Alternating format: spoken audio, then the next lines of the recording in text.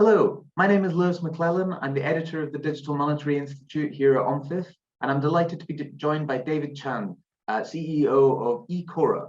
David, would you like to introduce yourself? Hello, everyone. So my name is David Chan of eCora. So eCora was established by Tom Whelan, who's the CTO, and myself, who is the CEO. Tom has a background in sort of consulting at Accenture and KPMG. Both of us are sort of like veteran programmers. You know, we've been in the industry for 20 years or so. His background is sort of building big enterprise systems. My background is more in startups. So I've been building, I guess, security software and then taking them to market. eCora, we've been working on eCora for a number of years, but the company itself is only 18 months old. And we basically have built a programmable money platform whereby we've just had to rethink everything that's out there and try and produce a better architecture that is way more secure than anything that's there previously. Fantastic. Well, can you tell me a little bit about what the deficiencies that you're seeing that you thought needed rectified? So I guess one of the big things, I became interested in blockchain maybe around 2010 and been following its progress and was quite into it. And then maybe 5 years ago, I felt that from a security point of view, it just wasn't enough. There was still gaps in the technology. And I guess the biggest deficiency was the lack of key management within most of the platforms. And you had to resort to third-party tools, which caused us a lot of problems. And we felt that in any software blockchain stack had to have key management at the very core of it. And then, of course, there's all the efficiency and scalability issues. So there we started looking at other technologies. You know, we looked into the future, what was coming along. We certainly saw that there's something called edge computing, which turned out to be a lot more scalable and efficient than cloud computing. So we basically went into that. And so I guess we're an edge computing native stack. And during the course of all that work, we also tried to resolve the blockchain piece in terms of efficiency and speed. And we managed to do that. We've got a patent filed for that. So overall, we had a look around at lots of different technologies, but the biggest one was confidential computing, which is a lot of the manufacturers have been putting security technology or chips into their CPUs. And at the moment, hardly anyone uses it. And when they do use it, they use it almost like an offshoot or a library.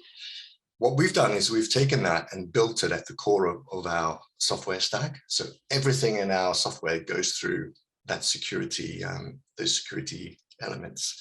And so that means we can control everything consistently using one security paradigm. So that's so we've taken we've brought in a lot of technologies and produced a software stack which we think is quite secure and scalable. Fantastic. Yeah, that's it sounds like a very important innovation given all the hacks that we've seen in the crypto community. Can you tell me a little bit more about this confidential computing and why it's important for the cybersecurity of blockchain protocols? So one of the things about confidential computing is that it allows you to store keys, I guess, in secure memory. So it stores the keys in a very secure part of the CPU. It never brings it out into memory, so it can never be stolen via malware. And that allows you to do lots of things because the key is hidden, and it's hidden even from the manufacturers, right? So at manufacturing time, it randomly sort of burns a key into the CPU. And then we use that to actually gain security or as the sort of the foundation for all of the security aspects of our stack. And so from that, you were able to do lots of things that you probably wouldn't be able to do before. Certainly your edge device, whether it be your phone or some IoT, becomes a lot more secure. Before, you would have had to rely on big servers and have firewalls, but now you're able to bring that out to devices, and so you can make those devices highly secure and be able to do additional things, which allows you to do maybe offline transactions and things like that. So yeah, it just changes the game, we think. Yeah. A lot of central banks and people like that seem to think that offline transactions are a very important part of, delivering a CBDC that can work the way they want it to. I guess related to the priorities of what people want from a CBDC, we've seen the US eCash Act coming out, and ledgerless transactions part of that. So can you talk about how confidential computing and your tech fits into providing that? So that was a surprise sort of submission. So being able to secure things on a phone or a card within a secure element, it allows us to actually store the balance within that, and it then allows us to transact, from one secure element to another, from one phone to another, without actually needing some centralized location whereby your balance is stored. And so we're able to do a secure element to secure element transfer, and that allows us to basically maintain the security of the account. And but it also means that we don't necessarily have to record that anywhere.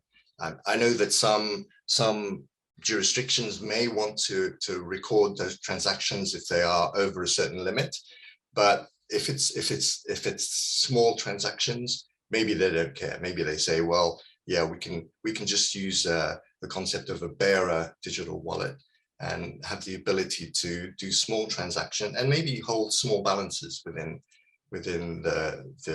your phone, and be able to transact without having that transaction be recorded on some central ledger. It also allows you to do offline transactions, so you're not reliant on connection to the internet. So yeah, it allows us to do all those things.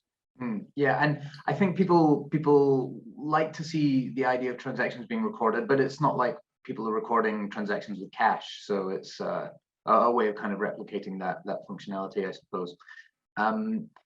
Fantastic. So I mean, you mentioned if the transactions are not recorded, there's the possibility for anonymity, perhaps just with small amounts or something like that. Do you feel like that's a means of protecting customer data and reducing the potential for people being defrauded or their data being stolen, something like that? Yeah, so that's definitely the issue.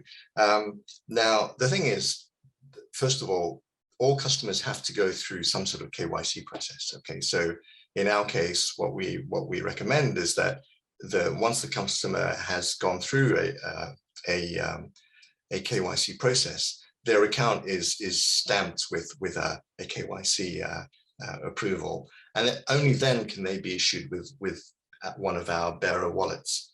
But once that's issued, then there are certain rules within the stack that says, which can be changed by any bank or central bank, that says if it's over a certain amount, then record the transaction. If it's under, then you don't need to record. But from our point of view, the whole of this, protecting customer data and just checking for compliance. We come from a cybersecurity background, so for us, this is a really important thing. And what we've done actually is instead of incorporating security elements within our architecture, we've placed the security module at the bottom of our stack, and so everything in our software goes through that security module. And so we've had to build a completely new stack from scratch that had security at the foundation. And from that, we can then control everything that happens within our system. So we've developed a stack whereby we effectively have security at the bottom, and then we have a smart contract layer, and then we have a sort of consensus layer above that. And so everything in our system runs as a smart contract. So our consensus and blockchain, if you will, are also smart contracts. So we have one consistent execution environment, which then allows us to really control everything that's happening within the stack. So from a data protection point of view, from checking the provenance of requests or transactions, making sure that every transaction complies with whatever regulations are put into place. All of those things we can do purely because of the way we've built our stack. So yeah, I think we have a solution whereby it is very easy to put in rules and have them be applied to everything. Yeah, it's a fascinating idea, this the sort of security features built into hardware. And yeah, a lot of traditional blockchain protocols don't go that close to the metal, I guess, to actually make use of that. They just build right on top, and then you have to add security after the fact, I suppose. Yeah, and that's definitely the case. And that was one of the big deficiencies we saw, that actually they're not building it in the correct fashion. A lot of the existing solutions have separate execution environments for the blockchain piece, for the security piece, and the wallet and the smart contract. And we've sort of have integrated all of that into one stack. And yeah, so we think we have something that's quite unique. Yeah, I guess every connection between those separate environments would be like a weak link from a cybersecurity perspective. Exactly. Yeah. Yes. Yeah. Fantastic. And then yeah, I think you mentioned a lot of the features are, not technically determined, but can be determined by the policymakers depending on their priorities. But can you talk a little bit more about what sort of flexibility you're thinking about there? Yeah, so we've built sort of a multi-ledger system, and so we have the concept. We'll go back to the start of that question. My computer made a beeping noise, so Okay. We don't want to have that in there. I'll just pause, and then I'll ask you about the flexibility again. Okay. Yeah, thanks. And you talked a lot about the features that are not technically determined, but can be determined by policymakers based on their priorities, regulatory priorities and things like that. Can you go into a little bit more detail on the sorts of flexibility you're thinking about there? So we've built a ledger system, which is actually a multi-ledger system, and you have the ability to create what we call governance domains, which are totally independent domains where the rules are determined by whoever owns that domain. And when you specify those rules, they're applied by the security module for all transactions within that. And it's a rigid sort of sandbox, so you can't sort of go outside of that. And so effectively all the policies are written as smart contracts, and so you can be entirely flexible on what rules you implement, and it's literally virtually any rule you want to come up with, you can implement that, and it doesn't affect anybody else's domain.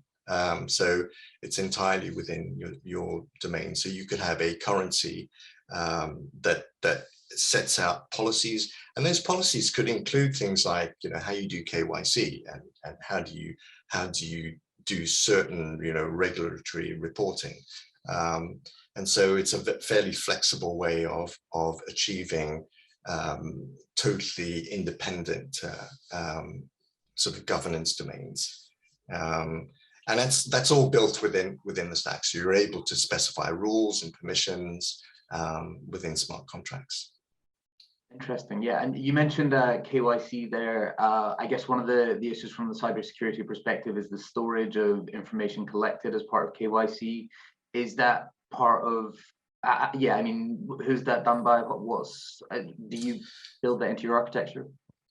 So within our architecture, we have a mechanism whereby an accredited KYC organization can attribute a certain account with a KYC record. Now, because the bottom out of our stack is a security module, it will encrypt everything automatically. So what happens is that we embrace self-sovereign identity. So a person will create an identity on our software.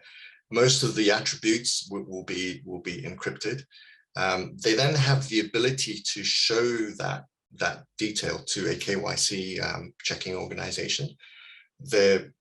Once that process has gone through, that organization will then stamp your account to say, we have checked this person's identity and we approve that this person has gone through KYC. Now, outside of that, they will just see a sort of an account number with a KYC record on it from an approved KYC organization. They won't actually know who it is. They won't know any details about that person. But once that is put in place, the creation of the wallet will check for that attribute. It will say, you can only give this person a wallet, a bearer wallet or any form of digital wallet, if that record has a stamp, has a KYC record on it. And so all those are policies that are in smart contracts, which can govern when things are given and how things are transacted. So and you can have lots of organizations. It doesn't necessarily have to be KYC because there are lots of other use cases, but certainly when it comes to self-sovereign identity, you can have your driving license and passport. Again, it's all encrypted, and so you would only sort of show that when you need to. But in terms of data storage, it's all encrypted by the stack automatically. Yeah, fantastic. And there was one other aspect I wanted to get your thoughts on, because I think it's important when people hear about blockchain, often they conflate that with what they hear about Bitcoin and energy consumption, and that really is a feature of the proof of work consensus mechanism, not of blockchain as a concept. But can you talk about what eCora's tech solution is for that? So yeah, so we spent a lot of time looking at consensus, and there'll be you can go to our website and download a tech paper, but essentially what we've done is we wanted to produce a system whereby we didn't have that huge penalty of we still wanted to link blocks together to create a blockchain of transactions, but we didn't want to actually have that expensive mechanism, whether it's proof of work or proof of stake. And so we had to think about it for a while, but eventually we came up with a blockchain mechanism that used the transactions themselves to mesh together the consecutive blocks. It's a bit, but because we're using that meshing of transactions to create the blockchain, it means we don't actually need mining, we don't need proof of stake or proof of work, and so suddenly our storage mechanism is really, really efficient. We just use standard signatures, standard cryptographic methods, and we can basically produce a highly scalable blockchain out of that. And this work is we think is quite good. So we filed a patent last November on it. So at the moment it's patent pending, but we have high hopes that this can really achieve a really high scalability and efficiency. And bearing in mind that we're using this on mobile phones and maybe on really low power devices. So we needed to find a solution which worked in those environments. Yeah, I think, correct me if I'm wrong, but I feel like a lot of traditional blockchain protocols if you were going to be using it mobile, it would have to be layer 2 at least, right? Yeah, so we for us it's layer 1 straight on the phone, and even on lighter devices. You know, if you ever want to be able to use blockchain on in shops on fairly simple terminals or devices, you can do that, and it will provide the same level of security, because at the bottom of our stack we always use a secure element. Excellent. Fantastic. Yeah, I guess quite an important consideration for central banks thinking about financial inclusion, and the offline transactions as well, I guess, are a big part of that. Yeah, really, really interesting. Can I hear a little bit more about where ecora is at? What's the next stage for you guys? So we're fairly early in our journey. Although we've been working on this for a number of years, the company is 18 months old. We filed a patent. We actually have our first proof of concept project starting in a couple of weeks for a UK government organization. So they're just interested in the stack and to see what it can do, right, from the security side. So we're excited about that. Going forward, we've started to talk to a number of banks and central banks just to gauge where they're at and where they're coming from. And I think what we found is that we've come up with a lot of answers. In other words, because we've had to think about CBDCs and all of that space pretty much full time for the last 3-4 years, we've had to make decisions about how do we solve this problem, how do we tackle that issue, and so I think what we found is that we've produced a lot of solutions on how things are done.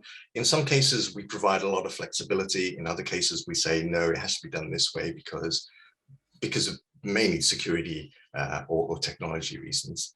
So so the rest of this year, we're basically looking to do a number of POCs and engaging more with central banks and banks. Fantastic. Yeah, what an exciting time. Well, thank you very much for joining me today. And I'm sure we'll have more discussions like this in the future. Thanks very much. Thank you.